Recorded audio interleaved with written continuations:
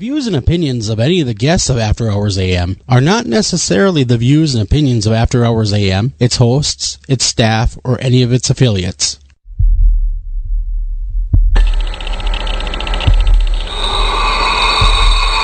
Welcome to the After Hours program.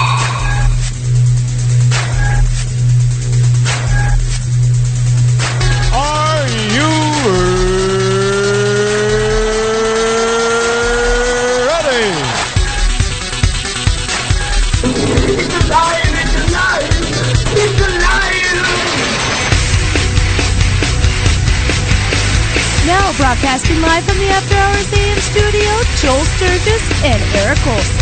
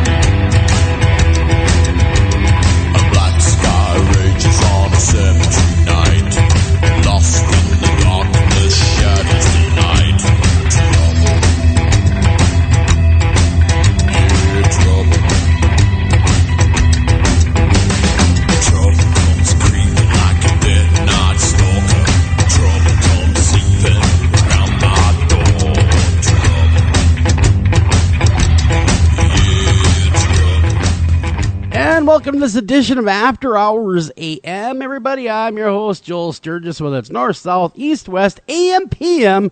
You're right here listening to True Crime Wednesday edition. And I'm, like I said, your host, Joel Sturgis. And, of course, with me, because I was actually throwing off my game a little bit. And, Eric, you could explain that, why I was throwing off my game just before the show. You know. So, well, I'm Eric Olsen, by the way. You are Eric Olsen. And with us, as always, is Dr. Clarissa Cole. All right, so here, you want to talk about drama in real life. Yeah. This is our true crime evening. And boy, it's been going great. We are off to a rollicking start. So check this out.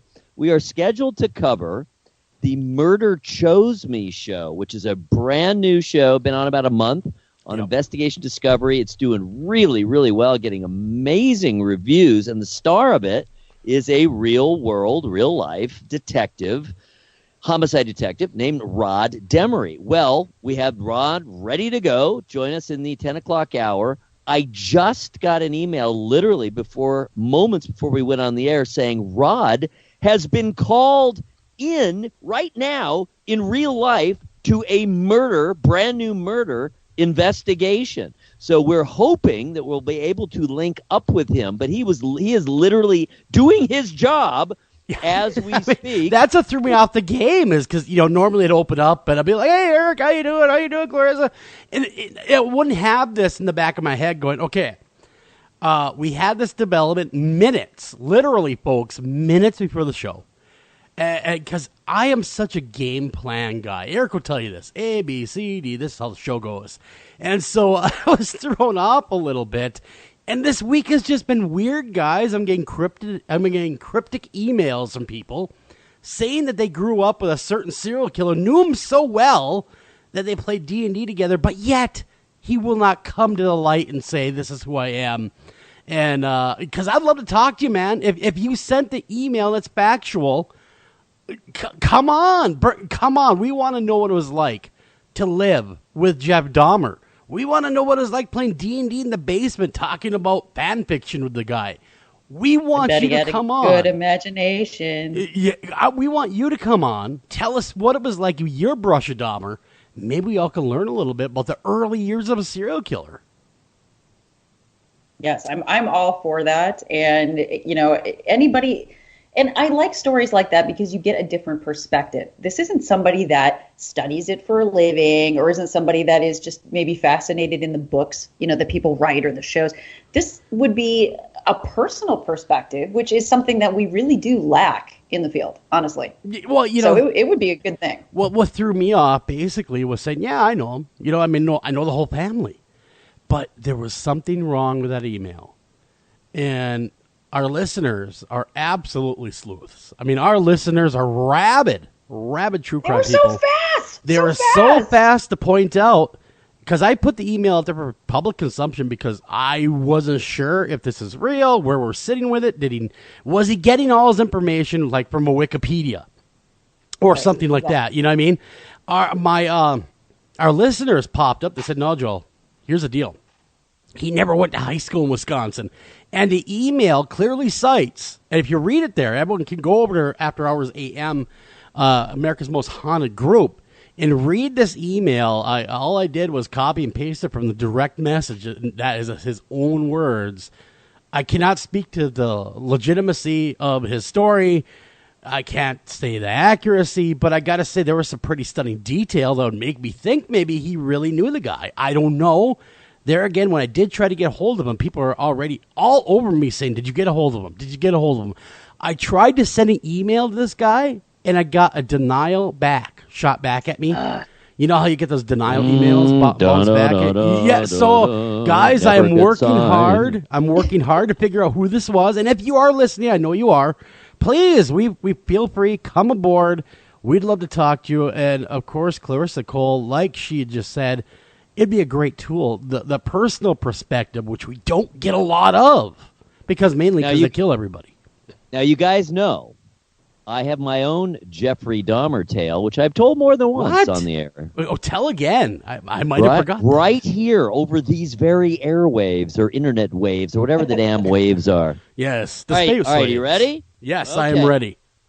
Very good friend of ours who is very famous songwriter, or should be anyway, and producer. His name's Chris Butler. He led the Waitresses way back in the 80s. They had the Square Pegs theme song. They're the ones who do Christmas rapping. You hear every Christmas.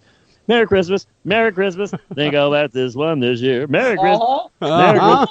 I know the hear it every year. Okay, and tragically, the woman, the lead singer, died very young of cancer. It was terrible because she was wonderful.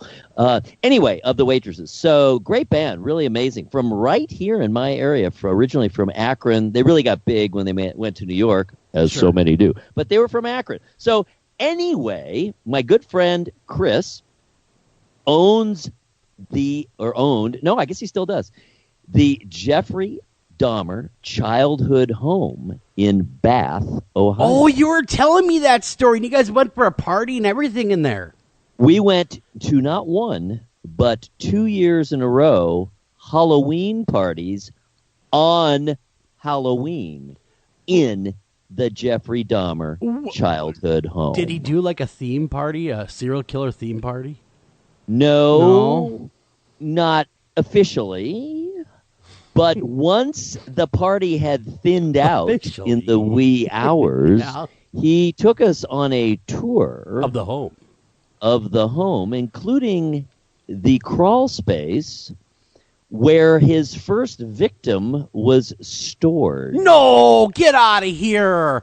You never told that part to me. I hope you didn't spend much time in the kitchen because that's where he dismembered him. Oh, you never. Half the party was in the kitchen. You never told me. And it's a narrow kitchen, not much room for dismemberment. Not much. I actually was asked a strange question by a listener, and I'm gonna ask this now. I like to cook and I like to eat, of course. But this question I was asked, I couldn't answer. Hand and mouth. Exactly. And maybe Clarissa Cole, not through personal experience, but maybe someone told her. What do people taste like? You know what? Yeah. I've only known a few that have engaged in some sort of cannibalistic behavior, and to be quite honest, they are usually in more of that psychotic spectrum. Well, I would imagine. So they didn't know. I feel like you're going to be disappointed when I tell you what I've been told. Well, what were you told? For one person said that it was they did cook the meat, and it was They really did not find it to be much different than, say, the taste of something very mild like chicken. Oh, don't tell us we taste like chicken. Everything not tastes like like chicken. but it was very, very mild like poultry, is what he said. Mild like poultry. And then the other person that I knew that did this was actually very turned off by it because he did not cook the flesh, and he found it to be very chewy and difficult. Oh, well, bloody too. Well, yeah, I would say bloody. And so chewy and difficult, hard to eat. On one have an hand, answer. Oh, go ahead. Give me the answer. I have not knowingly participated in dining on human flesh, so this is not firsthand. However, Okay, thank God. I am preparing myself to be insightful for a change. All right, so the cannibals, the participating actual real life, doing it for a living Do it for a living. in New Guinea. Yep. You know what you know what they call human flesh? What do they call it? They call it long pig. Long pig. Apparently, it tastes a lot like pork. Oh, Interesting. well, I Very just serious. Googled Dead that. I Googled it, unfortunately, and the flesh taste of human beings is, like Eric had said, akin to pork. But it also seems to have a tender, sweet taste with it as well. Yes, I've heard that. The closer you get to the genitalia of a human being, the sweeter the meat becomes because you are in what they call the tenderloin area. Or wherever you're saying some type of loin area. I'm assuming tenderloins? That wouldn't be from that area, but it says loins. Well, a loin is a loin. Exactly. I suppose a loin. I mean, this is disgusting. I cannot believe I'm actually Googling this and looking at it. Martin Robbins, scientist that has studied the people in New Guinea, says he has indeed, he's a German scientist, has indeed eaten human flesh with these very people in New Guinea. I don't know that you're a person given a you're whole lot of hearing choice. from. The person that is, I Googled Communicating this. with you has No, said that God, he has no, done it? no. This is an article that I Googled. Thank God they're not emailing me about eating people. This good. researcher went to New Guinea back in the 1970s, where they were still, basically eating people, cannibalizing them on a regular basis. They still do, Yeah, they though. still do, but this is more. I guess, is more prevalent then. There has been a crackdown, it says here, because evangelists and other Christian missionaries have gone over there and this and that. But back when it was still more prevalent, he too did dine on human flesh with the Papua New Guinea people, the natives. Okay, well, can I tell you guys something Sure. that this person's not going to be happy about? I'm not going to name who this person is, but I do know somebody that did travel to that area of the world in the early 90s, and they told me that they were not given a choice whether to dine on this or Interesting. not. Interesting. That it was dangerous if you said no. Well, Like, sure. You're Don't- offered this food, this meal, and you know what might so be in it. And if bad. you say no, it's dangerous. Yeah. It's so they so did bad. eat it. Yeah. Don't annoy the cannibals. Don't annoy the cannibals. Don't do it. It's the first rule. That's what who's the son of, wasn't it Nelson Rockefeller who disappeared?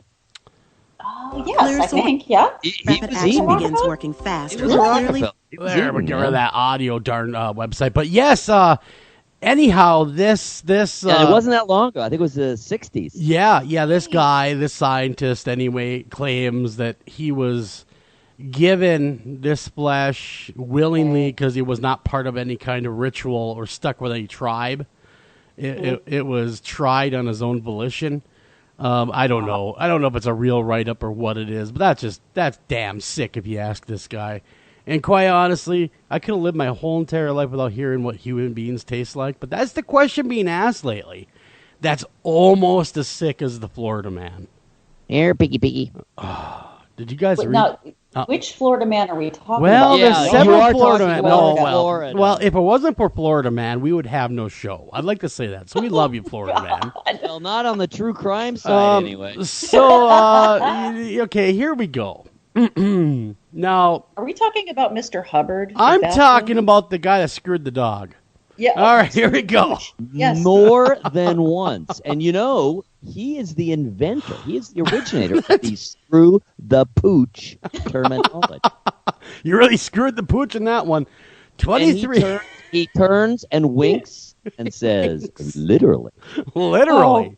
More than once. Oh, wee wee. And isn't the dog named Baby Girl too? It is, too. The dog is named Baby Girl. So here we go. This is where I dive into the madness of this show where I never thought I'd go before, ever in my entire life. But here we go, folks. So bear with me.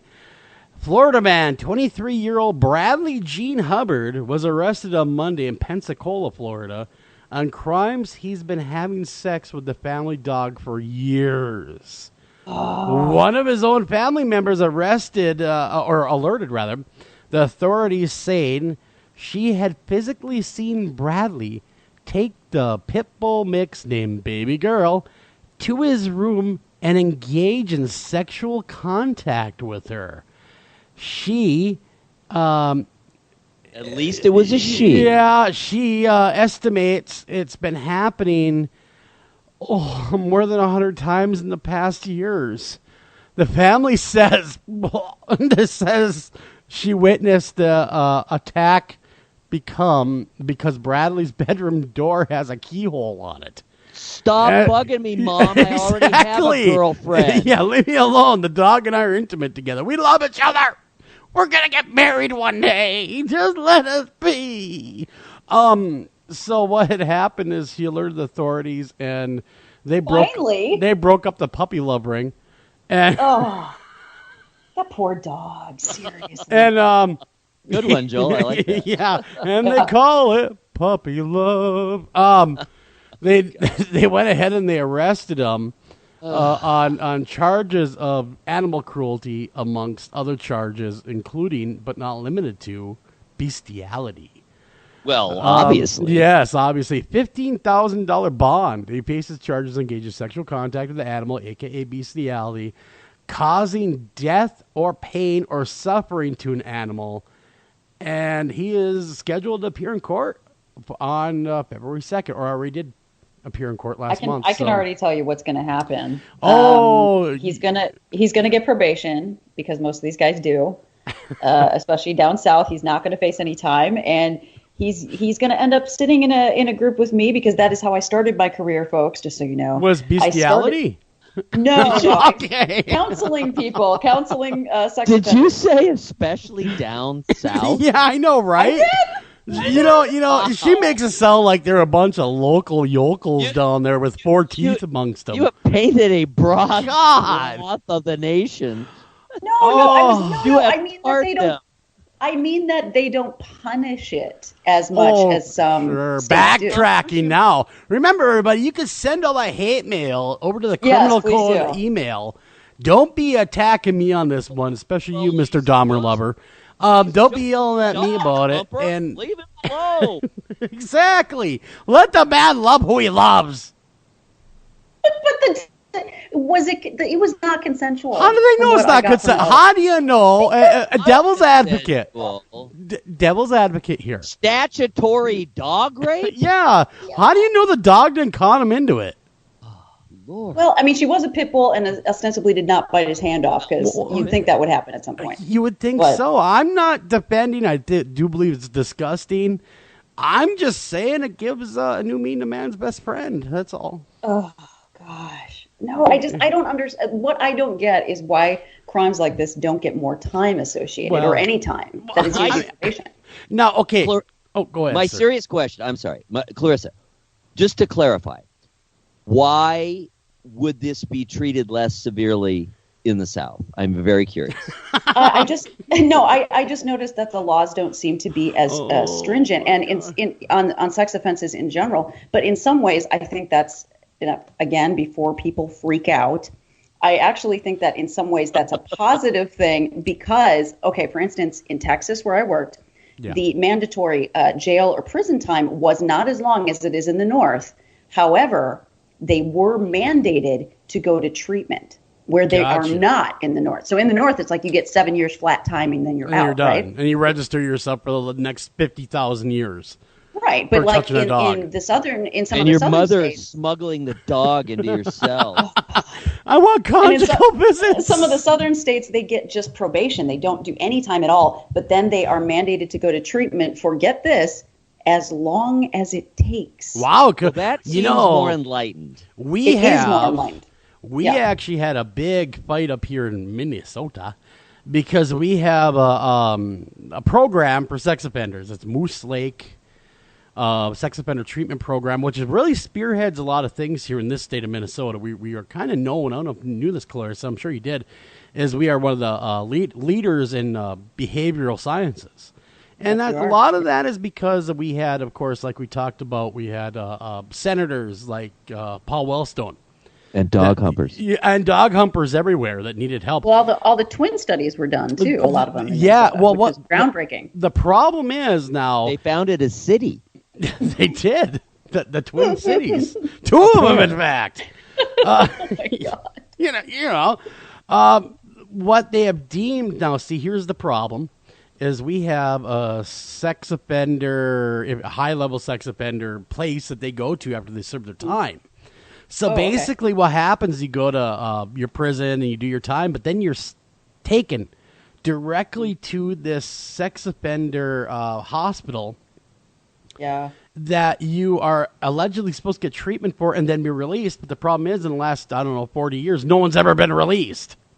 Well, and they have a program like that out here too in California. And see, this is okay. Just to let everybody know, I was shocked that because California is supposed to be so proactive, right? They do the same thing, Joel. Like a guy gets out, but if he's labeled a quote mentally disordered offender or a sexually violent predator, they put him in a hospital, and guess what? He never. Well, leaves. exactly. In fact, the headlines from PBS NewsHour as recently as last month says inside Minnesota's sex offender facility where no one has ever been released. What it is basically what is going on is they are citing. Shall be released. That's right. They're never going to be released again to have fun with dogs. But what is going on is they are using the state statute of civil commitment laws in Yes. that they are mentally As punishment. ill. Yes. To get That's not these okay. people. Yeah. No. And then federal Judge Donovan Frank weighed in. And he, of course, is from this area and said, you know what? Screw you guys. You guys can't be doing this to people. One resident, the oldest man here, is 94 years old, and he's served more than he served more than 43 years in this program. For a sex offense. I mean, not that people shouldn't serve time. Get this, a 5th degree. Are you kidding? It says here this young man, when I was a young man in 1963, I grabbed a girl's butt at a party. Oh, come Oh, my on. Lord. One thing. See, no, that's One thing led What? to. This is his words. One thing led to another. Next thing you know, I found myself in court. And yes, I was wrong. I should not have grabbed this teenage girl's butt. But I don't believe that I am a predatory offender. I was just doing what came natural to me as a man. Why can men no longer be men? Why are men held to the standard of not being able to flirt with a girl without fear of going to prison? Well, even that. Look, let's face it. I mean, Well, yeah. that was wrong. Don't do that. We have a woman here. I don't want to put words in her mouth, but I think she will say, "Do not grab my butt." No, do not grab my Oh butt. no! But when, don't. when I flirt with men, I grab them by the balls all the time. But Is do that not okay? give. Well, I just sure. don't believe Just 43 years pinch. in a. It's called a sack pinch. That's right. A package check. I don't. That's what my wife calls them. Anyhow, I don't believe that a person for doing that particular offense should do 43 years. Well, I have a question though, Joel. Like when they go to this facility, what is the how do they determine who goes to this facility and who doesn't? Is it just based on the crime? What do they do there? Well, what was going You know what I on mean? here is I'm trying to read the article. How this works is you'll do your time in jail. Right. You'll get out and they'll do this BS assessment of risk. Assessment, okay. And Yeah, they will okay. use that assessment against you if you say it all in there, and all that you're interested in sex at all, you're going there. So the second it depends. I'd want to know what they do. Okay, sorry. This is my bread and butter, these type of assessments. Generally, these assessments are done by 3 different individuals that don't know each other, 3 different professionals, and you have to get a vote of 2 out of 3. So 2 out of the professionals have to agree that you're a sexually violent predator. But it gets better now. Uh-oh. There was a big push, especially in the early days. We're talking 1990s, 1980s, to be tough on these crimes. So what they would do was they would push these things forward, and evidently, in my state anyway, so I got to be careful, you're not given the benefit of an attorney at these civil commitment hearings. It's not like you have a lawyer going, well, wait a minute, that's unconstitutional. What they were doing... They should be able to hire their own experts, too. Well, I'm just going off of what this whole PBS expose that got them basically... blew the whistle on these guys. And it's horrible conditions. There's people that, more than, they've had over 600 men come there. And through attrition, deaths, things like that, no one has ever been released since 1930. What? Yep. And how do you justify that? Like, been released. I mean, that's what they do out here too. It's like they lock you. So I can say equally derogatory things then about the North, which the North is like, let's lock them up forever and throw away the key. And the South is like, well, maybe they don't need to be locked up at all. It's just, why is it so different? Why is it treated so different? The thing of it is in 2011, a class action suit was brought up against the state of Minnesota, and these offenders won a big bunch of money. I mean, like a sack of gold. I mean, they won a lot of money because they used the wrongfully imprisoned tag. Yeah. Well, against the state, and they won on the federal level, citing that it was wrongfully it fell under cruel and unusual punishment and wrongful imprisonment. Yep. Well, it's interesting, just kind of from the outside. You're in Minnesota, Joel, and Clarissa is certainly the expert, but it sounds to me like this was this really narrow kind of border area, Shadowland, where you really did kind of fall through the cracks. Yeah, it really seems that way. You don't have the hard, fast criminal laws, right? So X crime, you have minimum. Here's your minimum, what you're going to serve, minimum penalty and maximum penalty. It's pretty cut and dry. Well, some discretion, but in this case, because it's kind of outside or alongside the criminal system, people can just get buried, it sounds like. Yeah. Well, exactly. And they're not providing a way for them to get out. It's not like there's a step program that you go through and, okay, then you're released. They're citing that if they were to release these people to their community, someone would find them and murder them. So they're actually protecting them by locking them up the rest of their lives. Come on. That's such a cop-out. I've heard that so many times. And that's not Bilgewater. Well, exactly, because, there's a lot of people that do say that I've read a lot of articles about this. The recidivism rate is not as high as you would think. No, not at all. You're totally right, Joel. I'm glad you brought that up. You're so right. People think that just because they've offended, they're definitely going to again. That's not the case. No, actually, according to this study that I'm looking at, University of Minnesota's own words, recidivism rate amongst low-level sexual offenders, if done before the age of 30, is extremely low. Extremely low, especially if they were sanctioned before. And I know this, I can explain this to where I think the audience will understand it. The younger a sex offender is when he is sanctioned. So let's say he gets caught really young. Yeah. Okay, so like 18, 19. So, and then he was sanctioned by the courts, got some time. The younger a sex offender is when he is sanctioned, the less likely he is to commit this behavior again. But the individual that we were talking about that is so old is still in there. His offense, I'm looking at right now, is a gross misdemeanor, folks. And when he was how old? I mean, the chances of him recidivating were small. Yeah. I mean, it was just, and he is one of the people that won, get this, $16 million.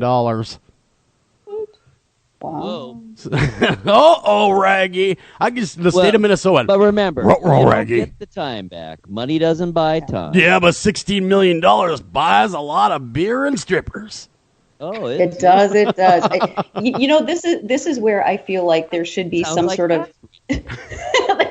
there should be a compromise between the way the North typically handles this, the northern states, and some of the southern states. Like, if we melded an actual program that's on the outside, like a probation program, like they did in Texas. Yeah. It's probation, but they have to come to group. They have to do mandatory lie detector tests. There's all drug tests.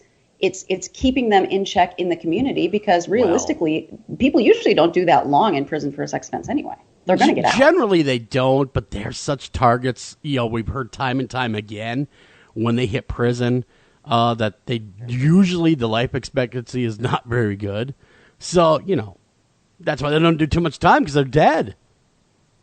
Protective custody, though. I mean, I don't know what it's like there. I should clarify. In California, no. If you want to do time, and I don't advocate anyone doing a crime, but if you want to do time, come to Minnesota, man. We're pretty damn cushy. I mean, come on. Oh, God, yes. We're so cushy. My Lord, I swear that we're using a Denmark model or something of prison. Where it's really you're cushy. close to Canada. Yeah, it's very cushy. In fact, they're corrupting influence. I have been to. Yes, I have toured places. They don't like guns in Canada. I've toured places, and they expect the government to, take care of them. Exactly. Come on, big brother, take care of me. But we got nation full of Bernie Sanders. Can you imagine that? With that same annoying voice. Okay, this is what we're gonna do. We're gonna give everything for free. That's right. No one ever have to work. Why should you work? We'll take care of you. Some hockey, eh? We can just sharpen skates and play ice hockey, eh? And we love you, Canada. In fact, one of our largest networks is Paranormal, a podcast radio network. And we would like to apologize if we salute our you. friends. We do. I love Canada. And pass the maple syrup. We got to run to break. We come back. More debauchery ahead. Don't go anywhere.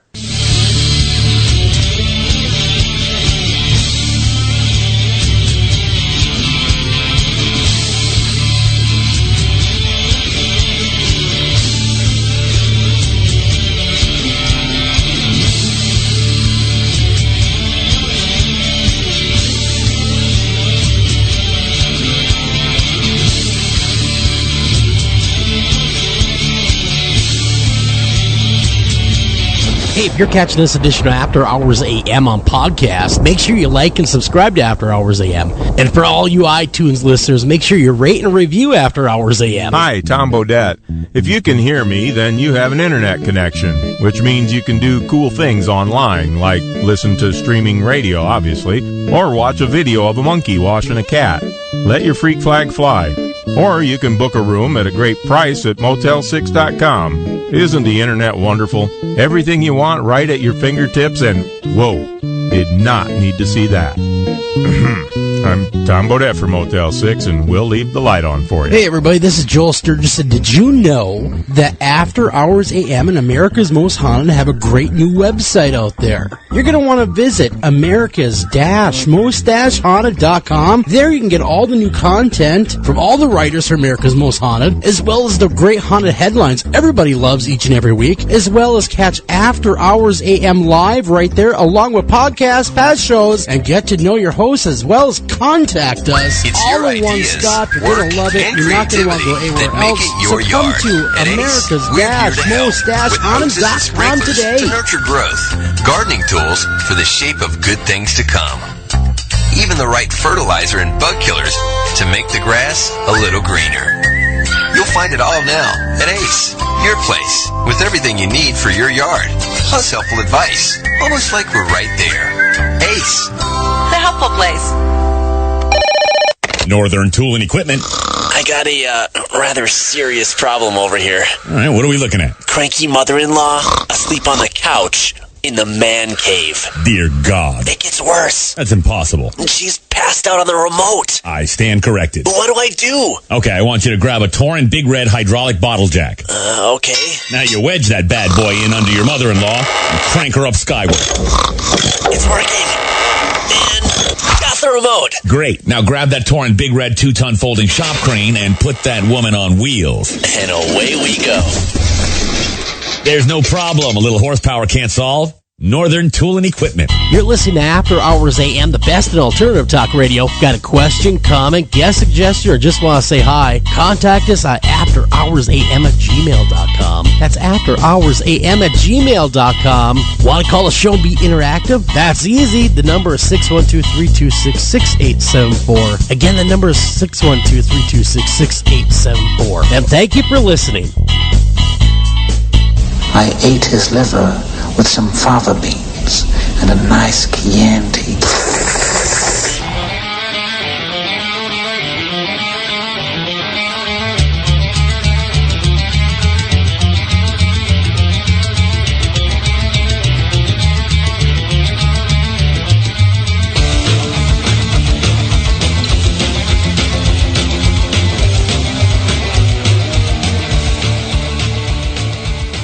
And welcome back to After Hours AM, everybody. Thank you for listening to this edition.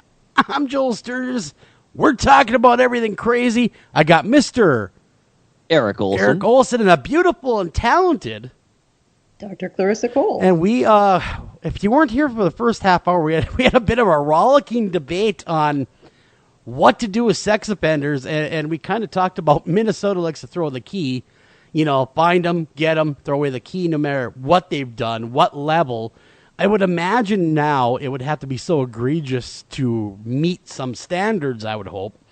But back, say, 20, 30 years ago, you could have been taken to a mental facility by a sheriff, and he could have thrown you in said mental facility. This used to be a law in Minnesota, by the way. A sheriff's deputy, I'm reading this here quickly while we're on break, could take you to any mental facility deeming you with defect. Doesn't have to be a specialist. He could just take you over there over the weekend. You may never get out. All he has to say is the guy's crazy and they lock you up. That's how it used to be. Thank God it's checks and balances now. It's, it's a I agree with you completely that there are more checks and balances. The hard part with that, just because of, a lot of because in the 60s, this was very common as well. Like take somebody somewhere and before that, obviously up until the 1960s, you could just commit somebody and walk away. Yes. But the thing that's kind of an issue now is the opposite. So the flip side of the coin. So let's say you have a brother, right? A estranged brother or something who is schizophrenic, but he is also violent. He's a violent, offender. Oh, we got schizophrenia on the horizon, by the way. Don't go anywhere, folks. Shut up, my voices. Be quiet. I'm going to tell them more. Don't worry. Yes, we'll be back with more. No. We'll talk about that. Have you guys seen You can't lock somebody up anymore. No. Oh, no. Split. What is that about again? That's the new M. Night Shyamalan Ding Dong. I haven't seen that yet, but I'll watch that. No. So bad. 20-some personalities. Wow, man, now that's a guy to have at a party. No, I don't believe in dissociative identity disorder. No, you don't believe that? You don't believe in the borderline personality disorder?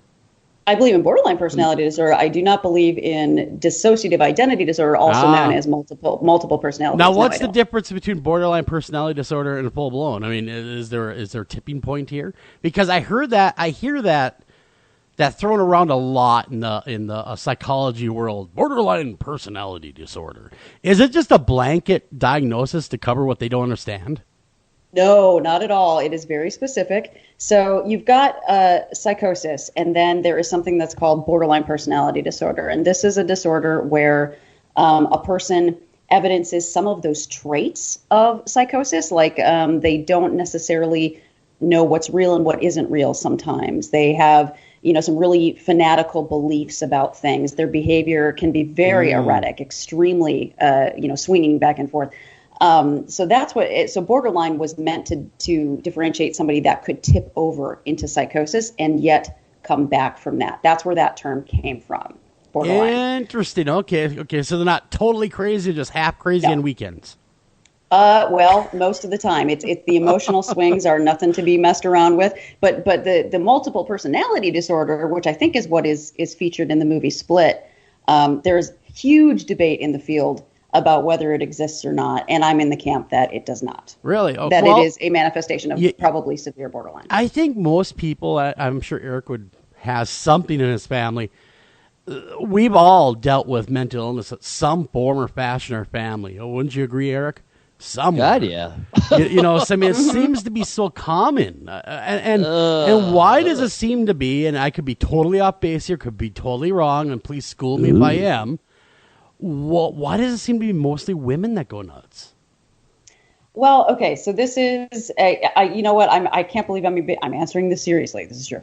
The reason that a lot of people think that borderline personality disorder in particular is more prevalent in women, well, first of all, it somewhat is. However, women are the most likely to present for treatment or to be referred for treatment. And I'm not trying to say women are weaker or they're crazier. It seems that... No, you're right, though. The prevalence is higher in women, but that's because they present for treatment or people refer them for treatment. When you look at populations that are locked up, like in the prison environment or in mental health hospital environment where they've been committed, the rates are actually 50-50.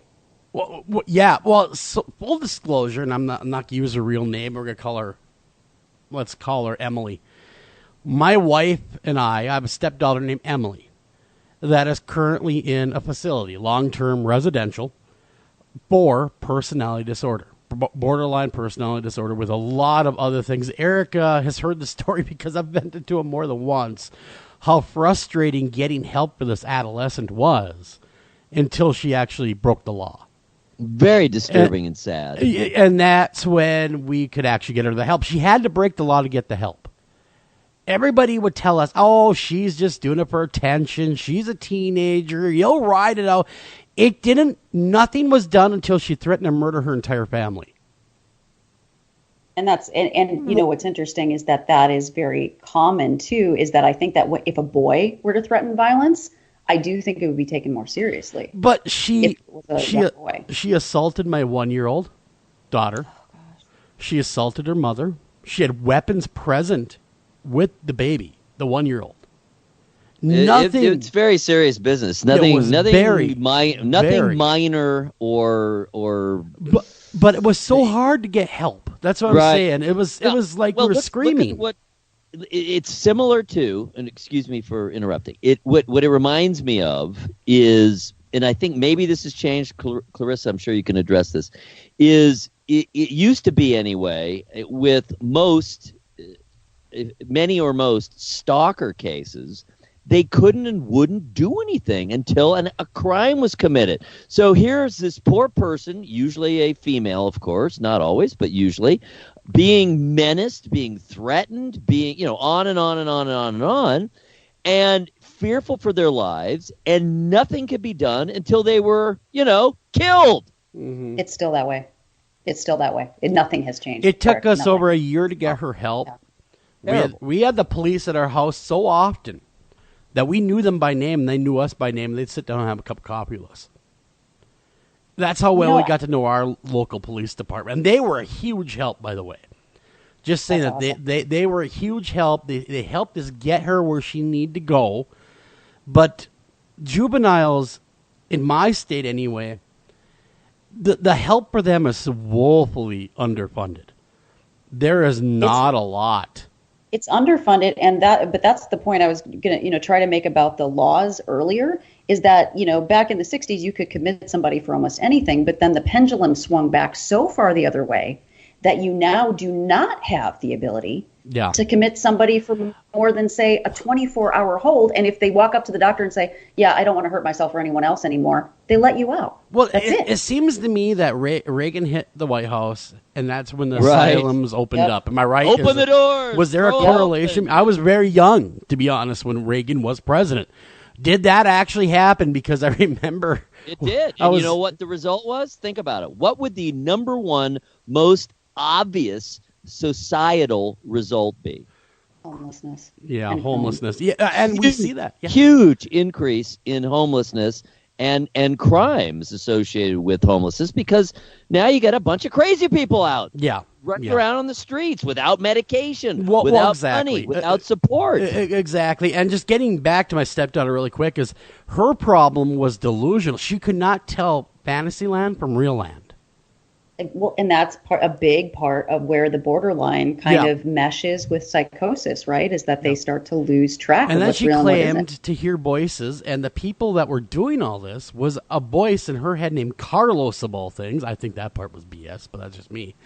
That was prompting her to hurt her family, that she was being told to. And so, thank God we got her help now. We look back a year later. She's doing much better, by the way, folks. She's been getting her treatment. In fact, she's doing great in school. And next thing you know, hopefully, within the next couple of years, she could be released and lead a normal, happy life. That would be wonderful. Yeah, if she gets the treatment that she needs, Joel, there's no reason that she shouldn't. And, borderline is characterized underneath a lot of it is a lot of anger. But it didn't. And, Clarissa, from my own experience, nothing happened until puberty hit. And it was like the fecal matter hit the fan. That's a big part of it. That's a big part. Like hormones, do not underestimate the hormones. I mean, her and I had a wonderful relationship when she was young and little, and good girl, and we were close. And then it was like overnight. I don't even know who this person is anymore. Why are you stealing from us? Why are you doing this? And it was really scary. So if anyone else is out there dealing with what we dealt with, you're not alone. You're far from alone. It is way more common than you'll ever realize. Well, Joel, think about it. As you were telling the story, and I'm really glad that you did. That's very brave, and I'm sure we are all very, very happy to hear that at least the process is underway toward a happy ending. But think how similar your case is in many aspects and how badly it could have gone to the Slender Man. I'm glad you bring that up because she was into that whole creepypasta thing. You know what I mean? Totally. Yeah, she was into that whole Slender Man thing. And we thought, her mother and I thought, well, it's a fad. It's an adolescent fad. Heck, I was big into Star Trek. You know what I mean? She's going to get over it and she'll grow up. But, knowing now what I know now from what I didn't know then, if you're worried at all about your adolescent and they're displaying these things, at least get them checked. Get them to talk to someone that knows what the hell they're talking about, because that's another hurdle you're going to find with juveniles. A lot of people don't know what the hell they're talking about. People do or they don't know how to talk to juveniles. And if you are disappointed with a clinician, like I don't know what it is about going to a doctor that freaks people out, like they have to listen to them. It's like going to anybody else. You're hiring them. They should be trying to please you. If they don't, go see someone else. Exactly. Just go. Exactly. Yeah. But the thought popped in my head to let everyone know you're not alone. No. A lot of people deal with this behind closed doors, mental illness in their family, and to one extent or another. But you're not alone, and I think that's the biggest thing for us. Going through what we went through, we felt so isolated. Like we were the only ones in the world dealing with this. And then we found out really quickly, we're far from it, especially when we went to court. We're far from the only family dealing with this. So you're not alone. There's a stigma about it still for a lot of people. And when you are her age, when you're just getting into that puberty zone where all the hormones are going nuts and you don't understand your own thoughts anymore, it's scary. It's scary. Yeah, it's scary for everybody. But there's one thing you know what? Eric, you're a cat lover. Yes. You're a cat lover, right, man? Oh, no. I'm not really a cat lover. You are a cat lover. You have I'm a weenus. Cat tolerator. Okay, you're a cat tolerator. You will be happy that the cause of schizophrenia is not your cat. Well, thank the Lord and pass the ammunition. And maybe Clarissa could take this story and tell us about this cat phobia, about schizophrenia. Where did it come from and what's going on? Well, okay, so there's a paranoia. It's not a paranoia. It's well founded actually. There is a parasite called it's Toxoplasma gondii. It causes a disease called toxoplasmosis, and the only species that can carry and basically replicate this parasite are cats. Oh, wow. So toxoplasmosis, even though gondii is in other things, cats are the only ones that carry toxoplasmosis. And toxoplasmosis is transmutable to humans. Really? So the crazy cat lady in the corner with all her cats named human names like Tom, Bob, and Mike Is really a victim of a parasite? Toxo, yes. And toxoplasmosis is a dangerous parasite in a lot of ways. It causes a lot of changes. And I mean, like, for instance, you guys all know this, right? Like a pregnant woman is not supposed to handle a litter box. That is true. Right. Yeah. Because if she gets toxoplasmosis while she's pregnant, it can cause really severe birth defects. So it's nothing to mess around with. Well, then why is there any why has science not come up with a vaccine for this yet? It's a good question. I don't know what it is about toxoplasmosis. I know it's very ubiquitous in cats, and I'm not sure why they can't, since it's a parasite, there is no vaccination for it because it's not a virus, right? It's a parasite. I don't know that the treatment is particularly good for toxo, and it causes all these problems. So most of the time, people just say, don't get cats. Don't be around cats. True, don't be around cats. Don't be around cats. But, maybe the pussycat don't like you. Well, and they were worried, right, that because toxoplasmosis causes these birth defects, researchers got to thinking about this, and they're like, well, holy crap, what if it causes something like schizophrenia, too? So they made that leap. Eric, man, have you ever heard this theory before? Well, yeah. I mean, I do know about that cats do harbor things that are potentially harmful to especially pregnant women. I did know that. Having been around 4 pregnancies, I was aware of that, and both wives certainly took the opportunity to make me change the cat litter. I did as well when my wife even though it was their job, I said, "All right, I don't want a child with 2 heads." Exactly. I'll change the damn cat litter. So. No, anyway, seriously, yeah. I mean, I did know there was potential issue there. I did not know it pertaining to mental illness, but I do vaguely recall in the back of my brain when I lived in our last home in Southern California before I moved back to Ohio. So we're going way back to the late 80s, we lived right next door to a notorious Catwoman. And the Catwoman sounds cool. She's a cat lady, right? Yeah, she was a cat lady. So she owned the apartment complex next door and had her own unit. And rather than keeping the cats inside like most cat ladies, she allowed the majority of them to roam around outside the majority of the time. Now, we're talking 20, 30 cats, none of which were fixed at all. And when it was the season, my God, biology lessons galore. The entire neighborhood rose up against her, and we killed her. And we what? And we impaled her on a God. scratching post.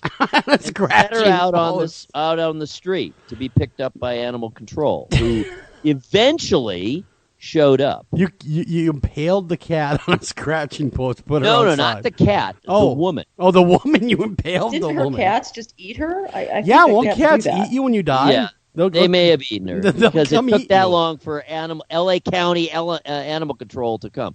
So anyway, no, we didn't kill her. I made that up. But all the rest of it is true. And it was such an object lesson on how important it is to, A, control your pets, whoever they may be, B, get them fixed and take care of them appropriately. Mm-hmm. And if you really are going to have 10, 20, 30 cats, you got to keep them indoors. You can't let them destroy the neighborhood. Yeah. And don't name them human names, please. Mr. Mitten, Snowball, Fluffy. That's all great names. Not Paul, Mike, and Jack. Please, for the love of God, do not do that. Exactly. Well, see, the thing about this study, though, is that it's basically saying, okay, the toxo isn't going to make you schizophrenic. However, crazy cat ladies. There's a caveat. There is a caveat afoot. There was a huge study done, much bigger than the study that we were citing originally in the Journal of Psychological Medicine. And this study was done over a long period of time, a longitudinal study from basically age 0 to 38. So these people are all in their late 30s, early 40s now.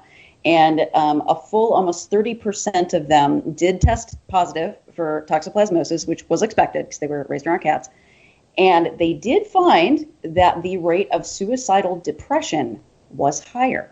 Wow. In people with toxoplasmosis than people without. They need to replicate the finding for it to be true, but that's a preliminary finding. Well, see, now, I own 2 cats, and one of them is like a 500-pound fixed male that is so fat and happy he doesn't go anywhere. And the other one is named Patches O'Houlihan. And Patches is not fixed because, see, someone in my family has this dream of breeding this purebred calico cat. But come season time, you know what I'm talking about, the only thing to be heard in my house is... That's all I hear 24 hours a day, 7 days a week. So I'll look at my wife and say, get that damn cat fixed already. You ain't never going to breed her. If you don't fix her, and I will, and you won't like the way I fix her up. Because, you know what I'm saying, I'll go out there back with a club. But do either of you guys watch New Girl? The I haven't Zoe seen it. I'm not a Deschanel. sitcom person. No. The Zoe Deschanel. Well, I'm not either, but that one's just hilarious and bizarre beyond comprehension. It's so weird, but it's funny. Anyway, last night's episode, we were dealing with a split parentage of a cat. And one of the characters on the show is a real intense cat lover. He kept wondering where the cat would disappear to, sometimes for days on end. And then finally, it turned out someone else had been keeping the cat and had named it something else entirely. And so we had this big face-off between them on who was going to keep the cat. And it just turned out they agreed to split parenting. Ferguson is what he... or the main character called the cat, and the woman who walked around with a cat tail to her rear, affixed to her rear. Yes, she called him the cat Sweatshirt. That's weird. No, you know what's even weirder? I've actually done that with a cat before. Wow. Co-parenting? Yeah, well, yeah. I mean, I've never owned a cat. Okay, well, you do but realize it's a cat, right? I mean, are we under, we know that's just an animal? It wasn't like an agreement. It's just that this cat just showed up at my house, right? And so I thought it didn't have an owner. And so I started calling it Butcher. And then, like, 2 years later, I found out he actually has a family, and they call him Carrots. Carrots? Carrots the cat? My Carrots. Lord! No wonder why I ran from home. If that was my name, too, I'd probably contemplate kitty suicide or something. Oh, he used to hang around my house for days on end. Nobody was ever looking for him. They weren't picking the birds out of his fur. I'm like, he doesn't have a home. Well, apparently he did. Well, evidently they came looking for Carrots, was his name? Parrots. Parrots? Like as in the Parrots. bird? No, like orange carrots. Oh. It was a black cat. That is insane. That cat people are a different breed, so to speak. They really are. They really are a different breed of people, cat people, and God bless them. I'm not saying anything bad about them, but what I am saying is, cats don't love you necessarily like a dog. A dog they don't hold their emotions back. You get home, oh my God, the heavens have opened up, and you're home, and I love you so much. Come here.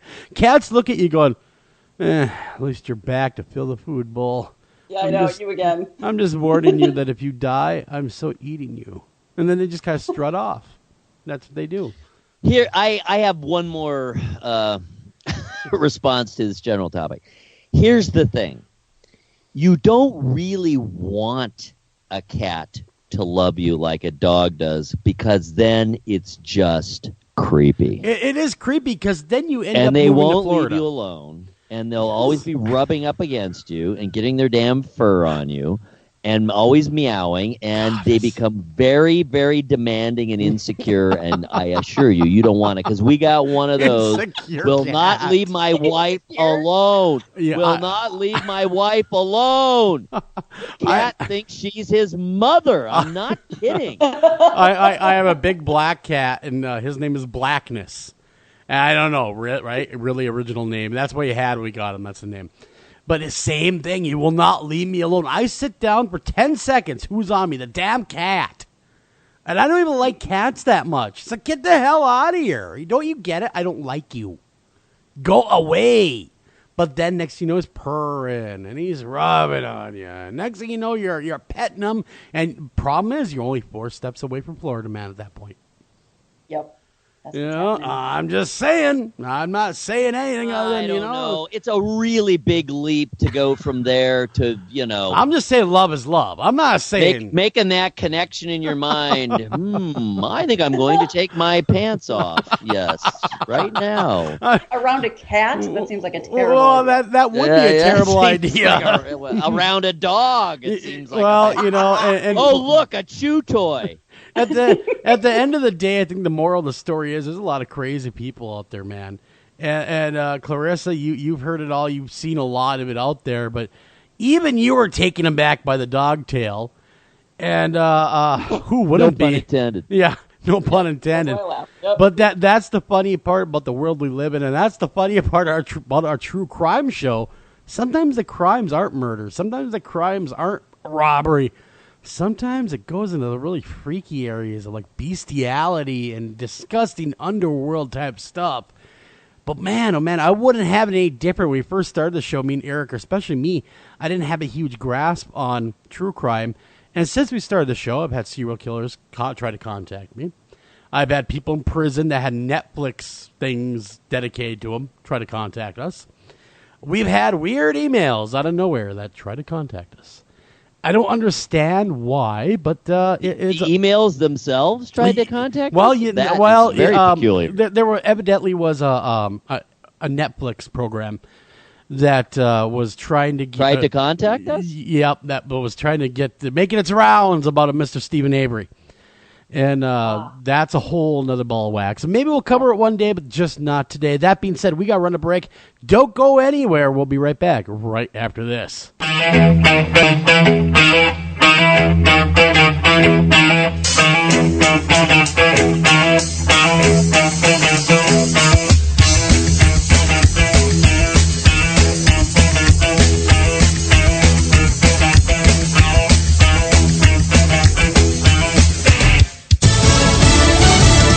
Fox News Radio, I'm Kathleen Maloney. An investigation into Russia's meddling in the presidential election is apparently moving forward. At the request of the Senate and the House Intelligence Committees, the White House Counsel last week sent out a pro forma letter to White House staff asking them to preserve any materials that may be related to communications with Russian officials.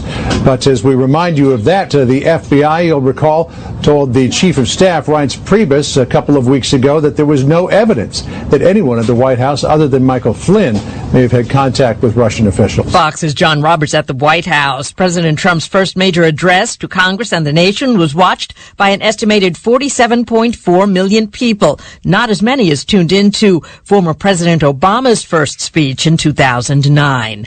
Democrats remain skeptical of Republican efforts to replace Obamacare. It was the main topic at a meeting, including Maryland's health secretary and the state congressional delegation. The bottom line is, if you blow up the Affordable Care Act, everybody else in Maryland is hurt in addition to the people who get their access directly through the Affordable Care Act. Those people are hurt immediately, but everybody ends up bearing the burden. Democratic Senator Chris Van Hollen, another member of President Trump's cabinet, is in place. I, Ryan Keith Zinke, do solemnly swear. I, Ryan Keith do solemnly swear. Vice President Mike Pence swearing in Ryan Zinke as Interior Secretary. The stage is set for Dr. Ben Carson to lead the Department of Housing and Urban Development, the Senate, giving preliminary approval in a 62-37 vote. His official confirmation could be held tomorrow. A big rally on Wall Street, the Dow surging 303 points over the 21,000 mark. Fox News Radio, fair and balanced. Another state moves to stop police from cooperating with immigration agents. A bill introduced in the Nevada State Senate bars police agencies from using resources for immigration enforcement. Democratic State Senator Ivana Cancela is sponsoring the bill. She says in a statement the legislation would allow law enforcement to cooperate with ICE as long as the immigrants' constitutional rights are respected. The legislation does not prevent police from providing information about a person's criminal history, but it does prohibit access to databases agencies for immigration enforcement purposes. Nevada Senate Republican Michael Robertson called the bill reckless and irresponsible, releasing a statement claiming the legislation would prohibit law enforcement from cooperating with federal immigration officials. In Las Vegas, Andrew Kraft, Fox News. The Virginia School Board, trying to prevent a transgender teen from using the boys' restroom at his high school, is calling on the Supreme Court to delay consideration of the case. The board wants to allow the Trump administration to weigh in. The delay could also allow time for Senate confirmation of Judge Neil Gorsuch to the Supreme Court. A same-sex marriage case is working its way through the Texas Supreme Court. The lawsuit filed by two Houston, Texas taxpayers in 2013 seeks to stop same-sex spousal benefits for municipal employees. The United States Supreme Court declared gay marriage constitutional 2 years later, but the Texas court is now considering arguments that tax-funded benefits aren't necessarily included in that. The lawsuit was initially turned away, deferring to the U.S. Supreme Court decision, but Texas Governor Greg Abbott and other Republicans and religious leaders argued successfully to bring it back. Chris Foster, Fox News. Presidential advisor Kellyanne Conway appears to be in the clear after she promoted Ivanka Trump's fashion line during an interview. A top White House ethics lawyer says she acted inadvertently and without any evil motive. I'm Kathleen Maloney, Fox News Radio.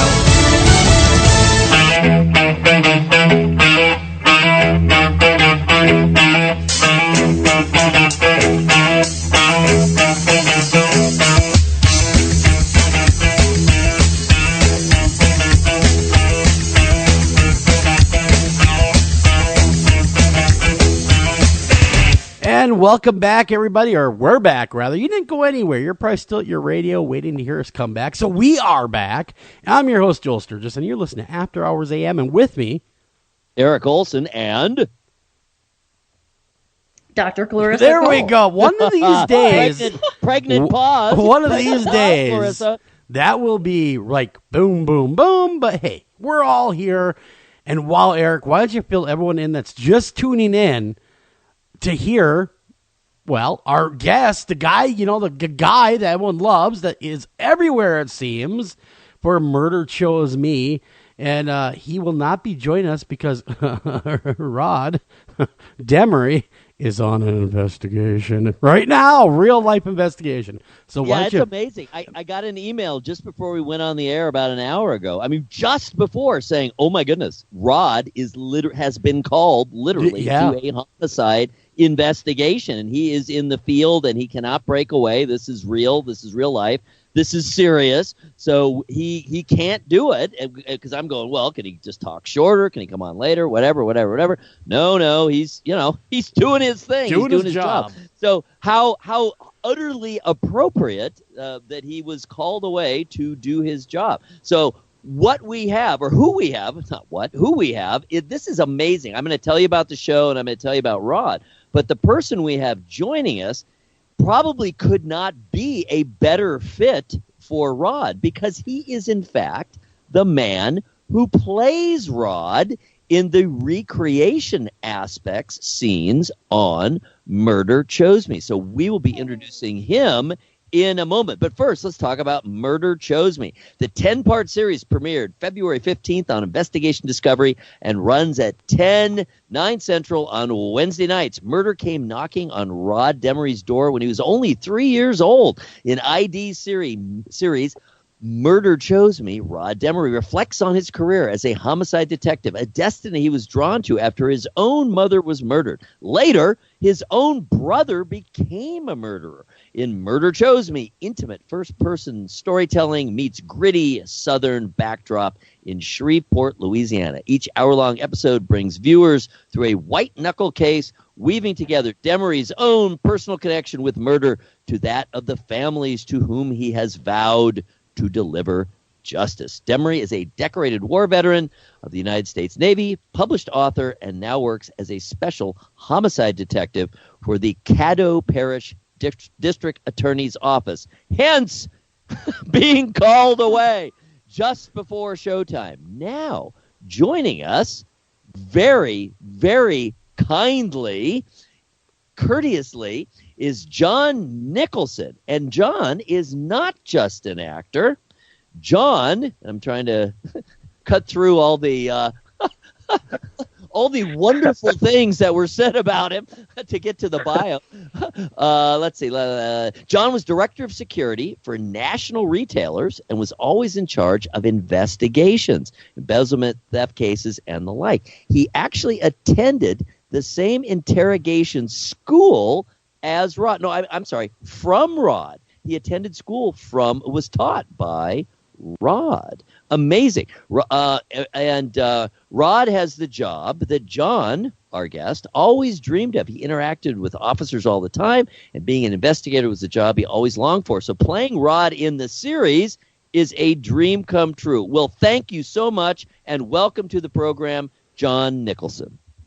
Thank you guys so much for having me, and glad to talk to you guys about the show. It's amazing, as you guys have probably seen. Well, John, you sound amazing. I mean, not to gush over you or anything, but you're no slouch. I mean, doing what you did before you're an actor and being an investigator for corporate stuff, that kind of financial stuff, is just as hard.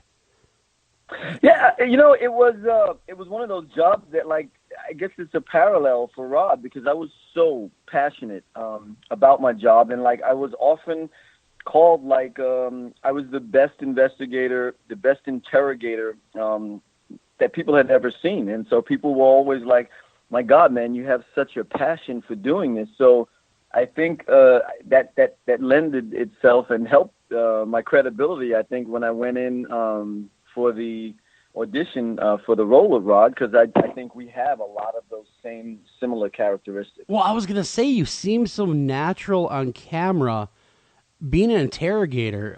Like, wait a minute, this guy has done this before in real life somewhere. It's just too smooth, you know what to say, and your mannerisms, your body language. I mean, we've all seen actors that are playing a part that you just know they're not the most comfortable playing, and their body language says it. They overplay it. Exactly, where your body language comes across.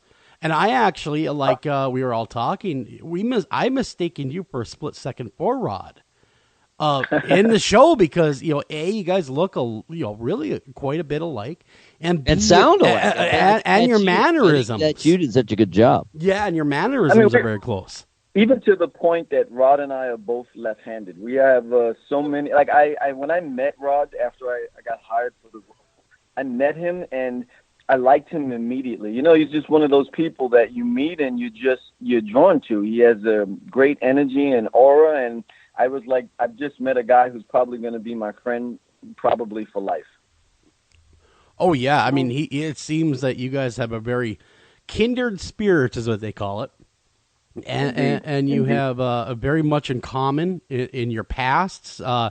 You have been an investigator for things, big places too. Well, we're not talking little companies.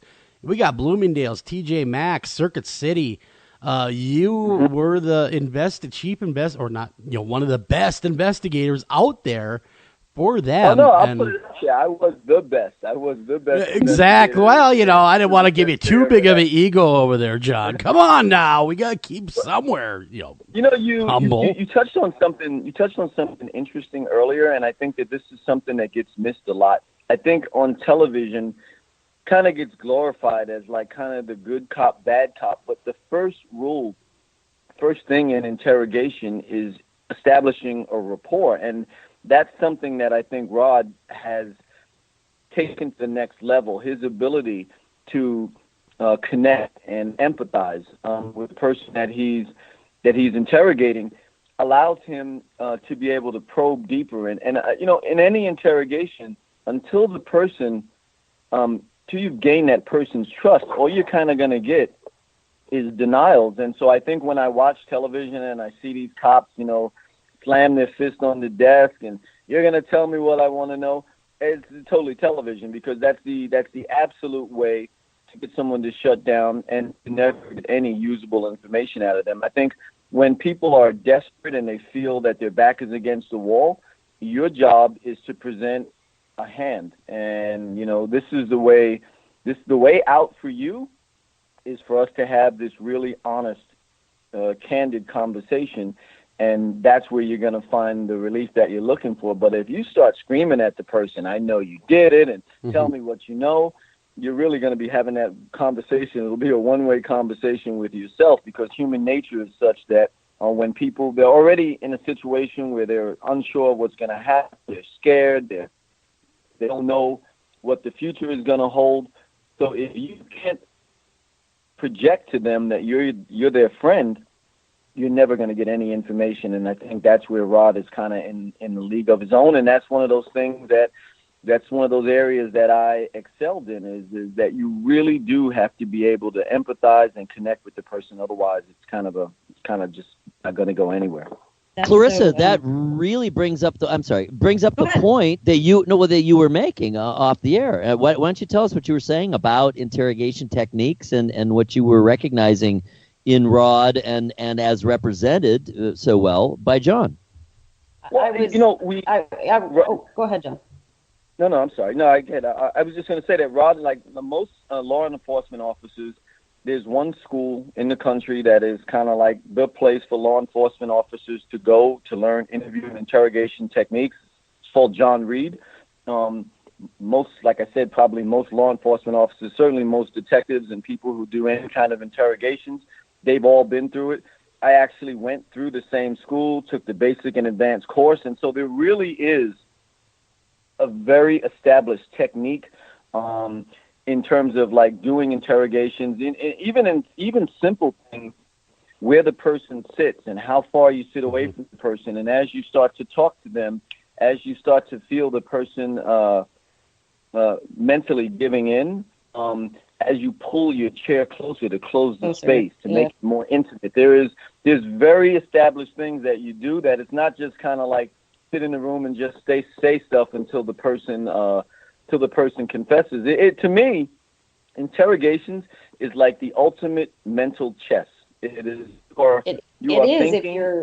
if you're doing it right. I mean, that's like the thing that I was struck with, though, and I've seen many interrogations, many. I mean, both formal and informal, and I was really struck with that while watching the show, which is what I said off the air, is that if anybody wanted to figure, because nobody can watch what I do because it's always confidential, it's never taped. If anybody wants to get an idea of what I might be like sitting in the room with these guys, I would say that those tapes of Rod are the closest to how I am. And the reason I say that is because I felt, and you can correct me if I'm wrong, John, because you know him and I don't, they teach all that stuff, right? I know they teach that stuff in school, but rarely do I see it used where I actually feel like, this is going to sound bad, but where I actually feel like their heart is engaged. And when I was watching Rod, I believed that he was. Do you think that's true? I believe it's 100% true, because in talking with Rod, he says, his brother committed a murder, but he also said that, he talks about how he looked up to his brother, and how his brother and he used to still play they used to play G.I. Joes together. And so the fact that, his brother later went on to do something terrible in terms of taking someone else's life, I think the key there is that there is always a level to meet the person on. And you person on the level where they're at, and we all come in with judgments, but in an interrogation, as I'm sure you know, there's no place for judgment there, because if the person feels judged, they're certainly going to be less likely to be open and honest with you. So I think Rod's ability to get on that person's level and empathize without judgment puts him in a place where people feel comfortable being able to divulge stuff that probably they would be better off keeping to themselves. Well, for both you and Clarissa, you guys have both been interrogators. How much does body language play into an interrogation? Is it more body language than what's actually said, or do you got to get them to say that? You just kind of assume that's what they're thinking, or do you use body language to get to where you want to go? I'm speaking from my own experience. I think body language tells a lot. If I'm doing an interrogation, the person's body language to me is more indicative of mentally, are they starting to wear down? And do I see my opening? Like the body language, someone comes in, they're kind of sitting upright, they've got their arms crossed. Okay, there's no way you're going to get to any part of the confession at this point, but mentally you have a plan as to what you're going to say. You have points that you're going to hit, and as you start to see your technique starting, essentially you mentally wear the person down to where they get to the point that they're not throwing up objections or denials that you have to then overcome. And you see the person, they start to slump forward a little bit. Their head slumps forward. Their eyes get watery. The denials that they initially had that might have been really strong start to become weaker. And that's all very apparent in their body language. And when you see that, that's the time where I pull in my chair a little bit closer. I want to close the gap. I want to make this conversation much more intimate. And in that regard, the person feels like they don't really have a choice other than to kind of give up the goods, and they, that's where the redemption is going to come in. But that doesn't happen unless you're able to set the tone correctly, unless you're able to connect with this person. Literally, if someone thinks that you're going to come in there and you're judging them about something horrible that they've done, there's no way in heck they're going to confess to you, because they already have to mentally come to grips with the fact that they've done something terrible. Now they're thinking you think that they're a terrible person, and then they have to admit this to you. You're just making the job much harder. Yeah, you're not going to get anywhere. And with me, I'm not doing the interrogations like before the crime. I'm talking to guys after, once they've already been imprisoned and they're coming to me for mental health help. But a lot of times that, consists of talking about the crime. And for me, body language is, God, that's 90% of it. It really is. What they're saying is only 10%.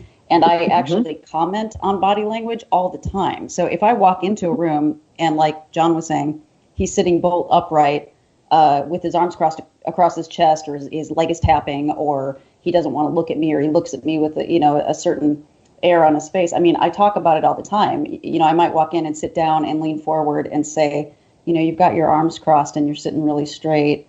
I have a feeling you don't like me too much right now, or you're really nervous. Which one is it?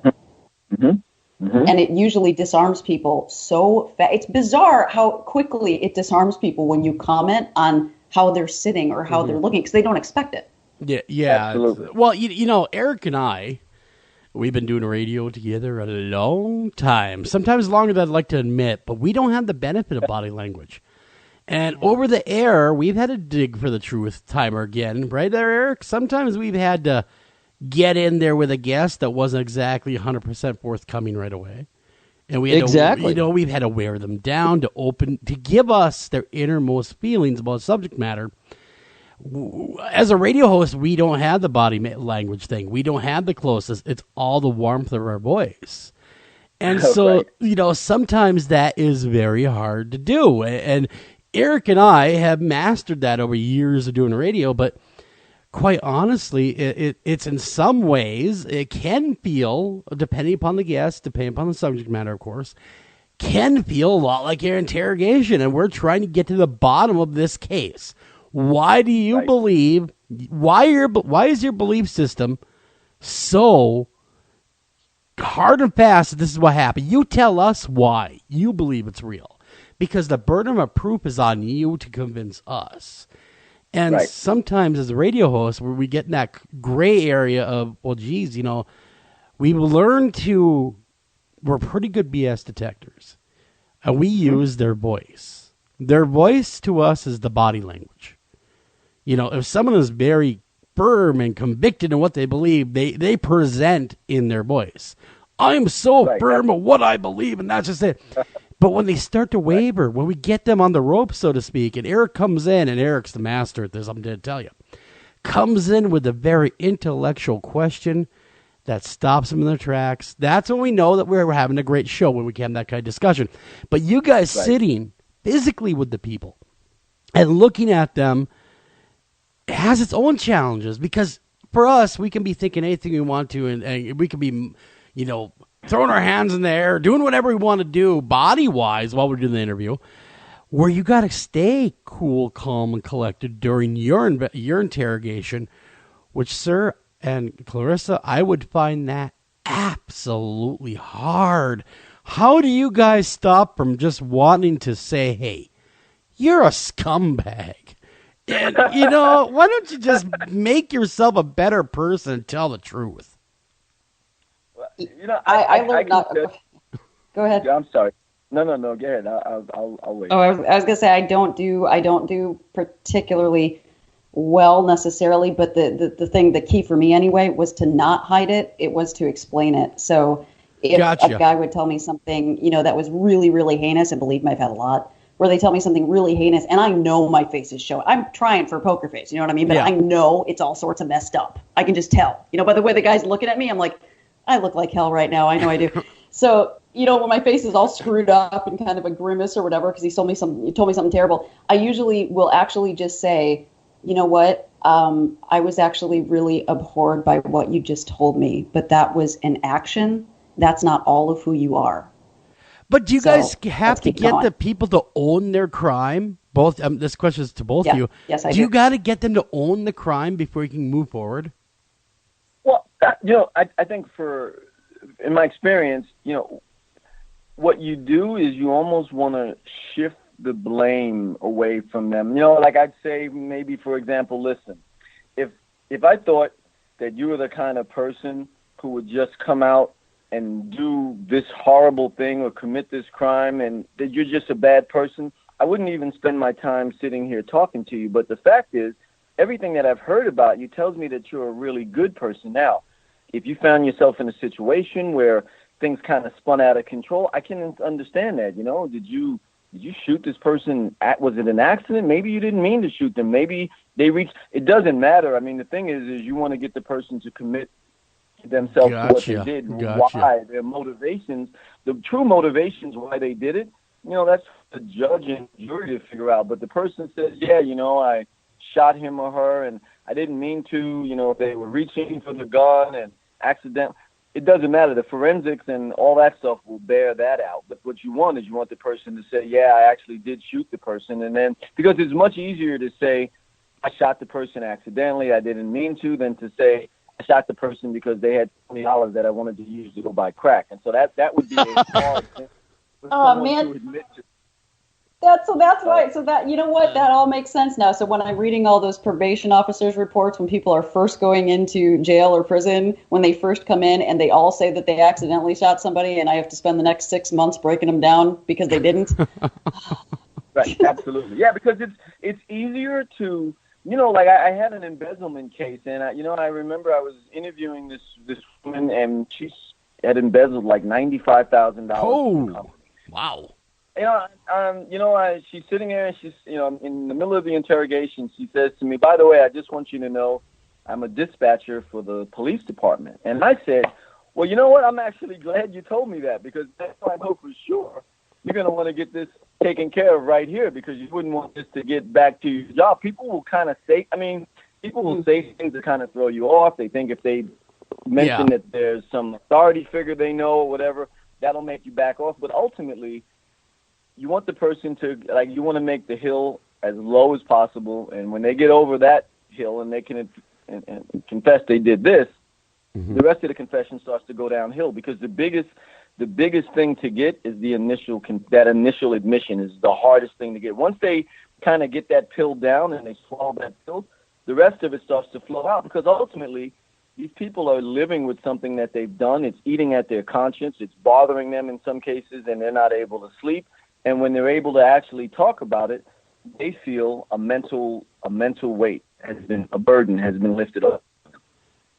I want to believe that deep down inside that everybody has that right and wrong compass. And that, just because you done wrong at this point doesn't mean you're a bad person. At least that's what I want to believe. Obviously, some people are just bad, just evil. And that's just all there is to it. But in your experience, is that true? Do most people have that compass still working enough to where they understand what they've done is wrong and that no matter whether they come clean to you or the sheriff's department or the prosecutors, that at some point someone's going to figure them out for what they are? Now, is it better to come clean to you and be upfront right away, or is it better to wait and try to get a plea bargain? It depends, I guess, on who. I mean, if you're a police officer, or I'm the one doing the interrogation, absolutely, confessing to me is the best thing to do. if I was your attorney, I might probably have a different opinion. Yeah, exactly. Because we've had attorneys on the show, and they've all kind of said, well, it's a game. It's really a cat and mouse game. A lot of it is. And especially for a defense attorney, they want you to play that cat and mouse game. But some people, I think, Joel, like to your question about the like everybody knowing right from wrong, like, there are those few that you said are just evil, and you're right, totally. But I think with a lot of people that have done things that maybe we can't understand, what I'm looking for is how their compass is loaded. So not everybody shows a true north on their compass. It doesn't mean they don't have a compass. It just means their compass is a little different. And the example that popped into my head when you said your question, Joel, was there was a guy that I spoke to recently who was indicted for, he was put away for murder and rape. And he kept denying the rape. Okay, even though there was much evidence that this happened. Okay, DNA, everything. So he was fine with the murder rap, but the rape rap he didn't like? Yes, he would not admit to the rape because he didn't think that the rape was wrong. He didn't feel any sort of empathy for the victim. However, he had a very serious girlfriend at the time that he did this, that he was still in contact with. And when I asked him the question, if she had found out about this, would she have considered that cheating? He burst into tears and he said, wow. I can't tell her, it would break her heart. I didn't mean to cheat on her. Oh, that's where his compass faced. So the murder portion, he was like, yeah, I killed her. Yep. Yeah, she's okay with that. But the fact that he raped a woman is having sexual intercourse with a woman aside from the person he was supposed to be with. That's how he saw it. That blows my mind. We got to run a break, everyone. Don't go anywhere. This is really great discussion. John Nicholson, everyone. The actor, the man, the myth, the legend that plays, of course, you've seen him on TV. You watched it. He does play Rod Demery in the dramatization parts of ID's hit show, Murder Chose Me. Don't go anywhere. Be right back right after this.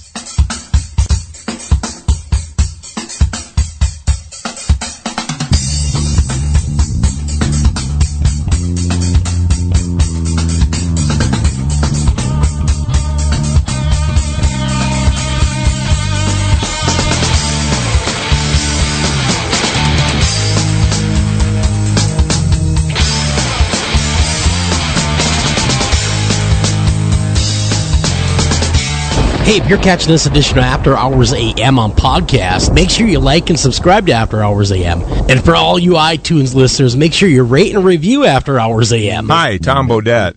If you can hear me, then you have an internet connection, which means you can do cool things online, like listen to streaming radio, obviously, or watch a video of a monkey washing a cat. Let your freak flag fly. Or you can book a room at a great price at Motel6.com. Isn't the internet wonderful? Everything you want right at your fingertips, and whoa, did not need to see that.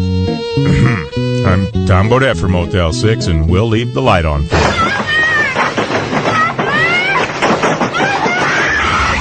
In 1999, The Exorcist was voted the scariest movie of all time. Your daughter doesn't say she's a demon. She says she's the devil himself. Entertainment Weekly calls it the most viscerally harrowing movie ever made. That thing upstairs isn't my daughter. The most electrifying movie of the 20th century is now coming back to theaters. Where's Reagan? In here with us. Author William Peter Blatty and director William Friedkin have created an expanded, thrilling new version of The Exorcist with footage that has never been seen before. She needs a priest. Don't miss The Exorcist in the version you've never seen. Possessing theaters everywhere. Rated R, under 17, not admitted without parent. Anavar Media LCC is a dedicated team of professionals committed to helping business development scale and protect their websites, mobile applications, enterprise software solutions in the Northeast Ohio area. Locally owned since 2012, our client-centered values truly sets Anavar apart. Contact us today to learn how you can get 25% off your first project. Call them at 234-380-4852. Again, that's 234-380-4852, or visit them at www.anavar.com. Again, that's www.anavar.com. You're listening to After Hours AM, the best in alternative talk radio. Got a question, comment, guest suggestion, or just want to say hi? Contact us at afterhoursam@gmail.com. That's afterhoursam@gmail.com. Want to call the show and be interactive? That's easy. The number is 612-326-6874. Again, the number is 612-326-6874. And thank you for listening. This is the latest disclosure in a report from National Civil Defense Headquarters in Washington. It has been established that persons who have recently died have been returning to life and committing acts of murder. A widespread investigation of reports from funeral homes, morgues, and hospitals has concluded that the unburied dead are coming back to life and seeking human victims.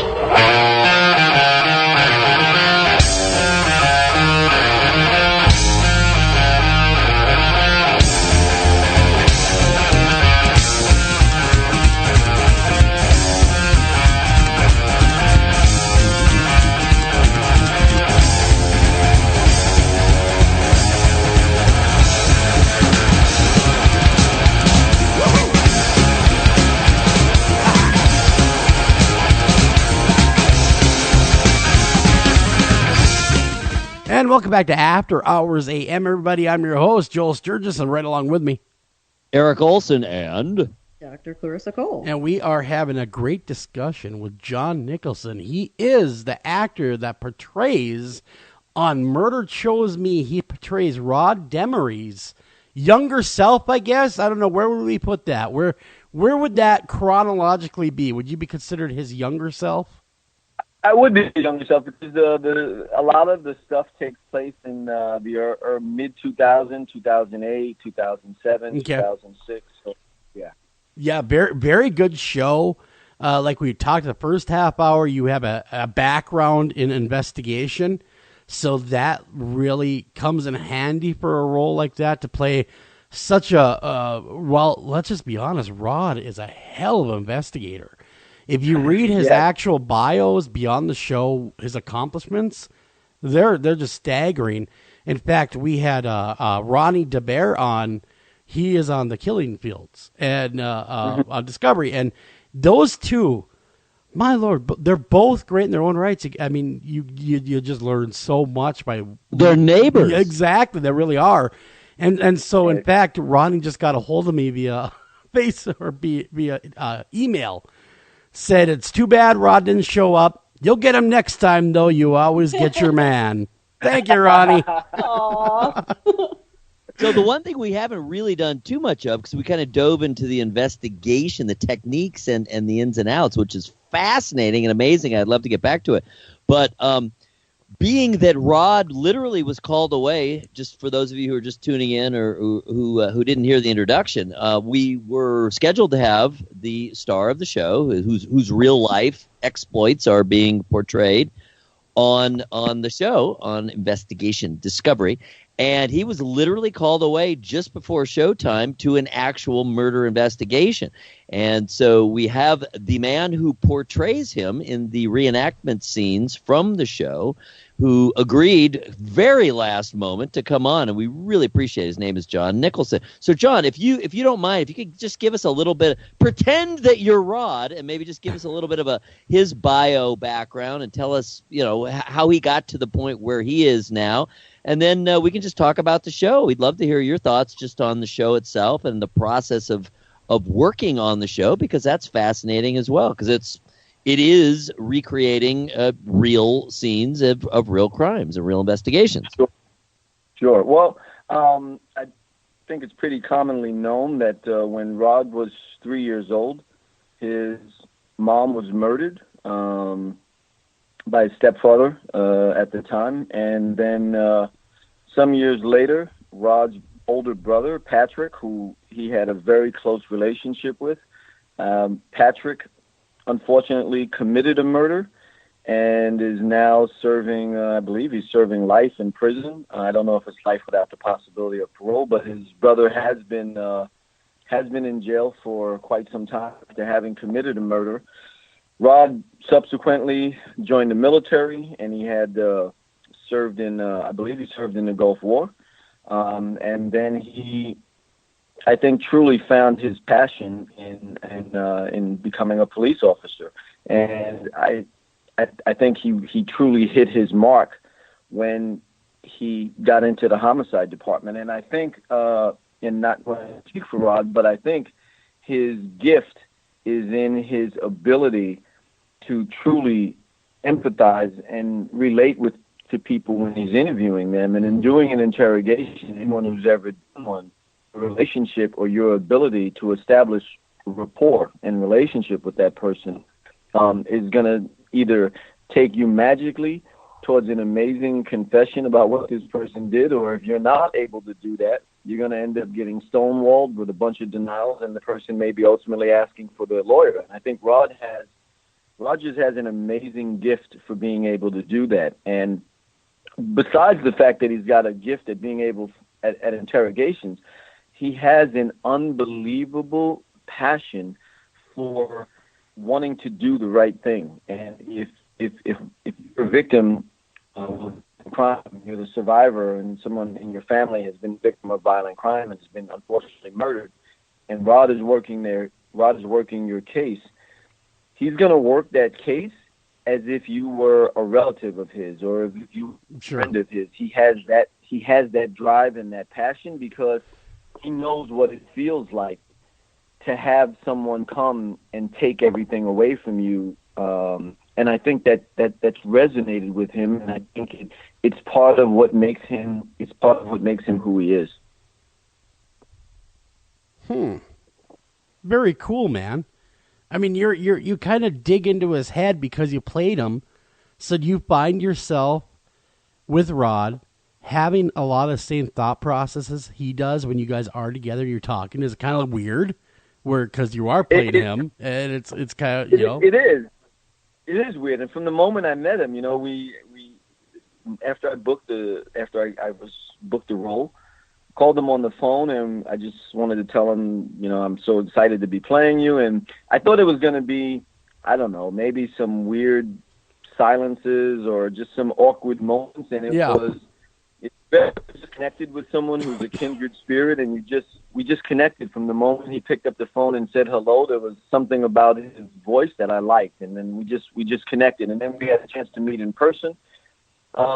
We think a lot alike. We are alike. I mean, we came from different circumstances, but our outlooks on life, the way we talk, I mean, even down to the fact that we are both left-handed, we are very, very similar, and I think it makes it easier to get inside of a character's head and understand him, because if you can understand how a character thinks, it makes it much easier to be able to get ahead and portray that person. Well, any thoughts about maybe later on down the road after this experience of becoming a real police officer for yourself?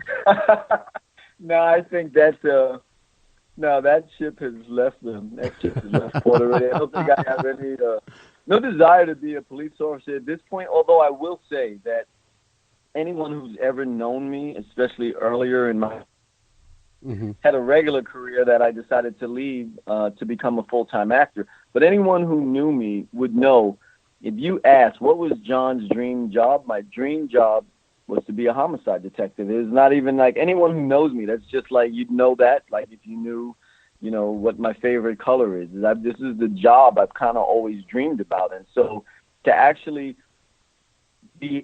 have the opportunity to play this role with a character that is so full of stuff going on, it's an amazing blessing.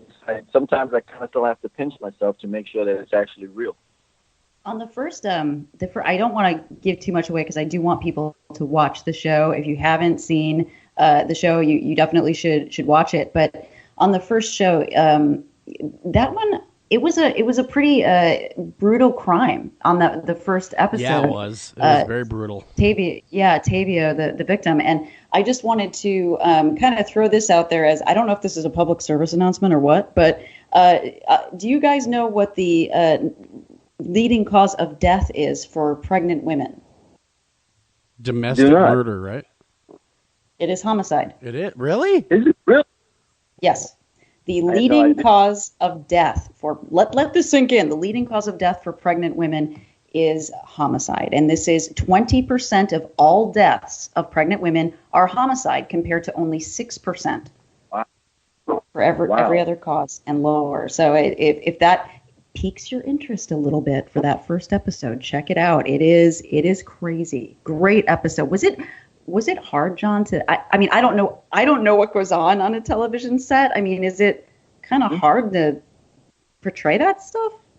Yeah, it's interesting because there was a screening that was done in Shreveport a couple of weeks ago. They did a screening of one of the episodes for the mayor and kind of dignitaries in Shreveport, and I had the opportunity to meet the mother of Tavia Sills, who was the woman whose case that we did, who was murdered, and she was her name is Vicky Britton. She was an amazing woman, and she was so grateful and gracious about.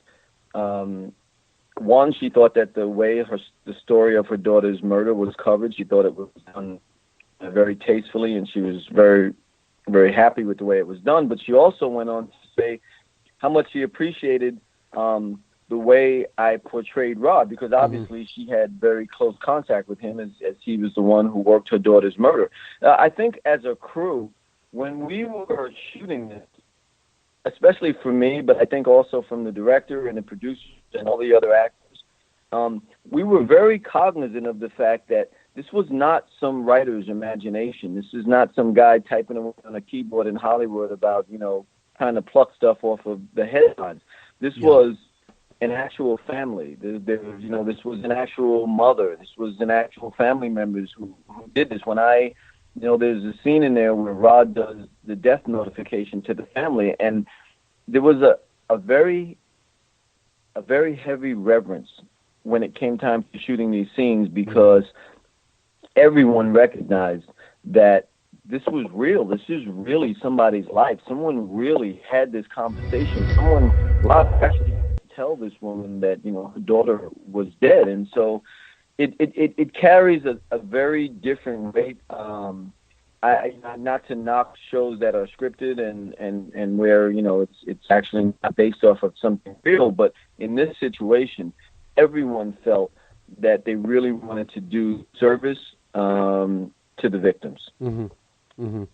Well, I do believe that, watching it and watching the show and watching your portrayal of Rod, that you do that. It's done very tastefully. It's done. The evidence is the king. I mean, and it shows the way that Rod would interact with people and how he would get his information.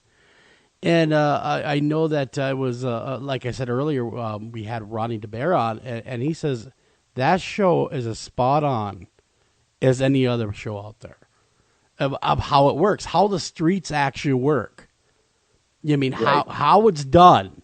It's not done like in movies where they get a snitch and his name is Fozzie or something, and he's like, No, it's done through, sometimes you have to buy booze for these snitches. Sometimes you got to sweeten the pot for them to kind of come clean with what they know. Absolutely. Well, I think when you look at Rod do his job, you are looking at a force du jour. I mean, this guy is he is so driven. And so relentless. It is almost as if, imagine if you were working, if you were an investigator and it was someone in your family who had been murdered, and imagine the amount of drive and the amount of passion and like the relentlessness that you would have in pursuing that. And I think that's the kind of passion that Rod brings to each and every case, and I think that's what sets him apart. Not to say that there's not other great homicide investigators. Sure. I'm sure they all feel, a strong sense of wanting to resolve this. But for Rod, I think the engine just runs so hot that he would tell you that when he's working a case, everything else falls to the wayside and nothing else matters. I think every city has its own flavor of justice and how to get to the bottom of justice. Yeah, I mean, it works differently. This is what's been told to me anyway by investigators, that you know your streets as an investigator. You know how to get information. You know where to go. If I were to show up, this guy happened to work in New York. He was a detective in New York. And he told me if I were to show up in Minneapolis, Minnesota, I wouldn't know the first thing how to conduct an investigation in that city. Correct. They know their streets. They know their people. They know the mentality of the city. And without those things, you cannot conduct a murder investigation or any investigation. And so really the most realistic part about, well, it's all realistic because it's all real. These are real cases. These are real people impacted, number one. I just want to let everyone know that. But how you as an actor translated that of knowing the city, knowing the streets, knowing the people, it did not look scripted in the least. I could have swore that you were there and you were actually Rod. I appreciate that. Thank you. Thank you. You know, one thing that Rod said on the show, and I don't know if he's talked about this with you, but this struck me. This really, honestly, was almost like a gut punch to me, and there's a reason for it. But he said in that first episode that he wants to notify the families as soon as possible. And the thing this is the part that I almost get weepy over, I'm not even kidding, is that he is a straight talker. He said he doesn't like to use the term passed away or isn't with us anymore. And I cannot tell you that being in my job, in my profession, which is different, but that to me is one of the most invaluable things. Has he ever talked about that before? And what do you think about that? Do you think that's too harsh, John, or is that something you agree with?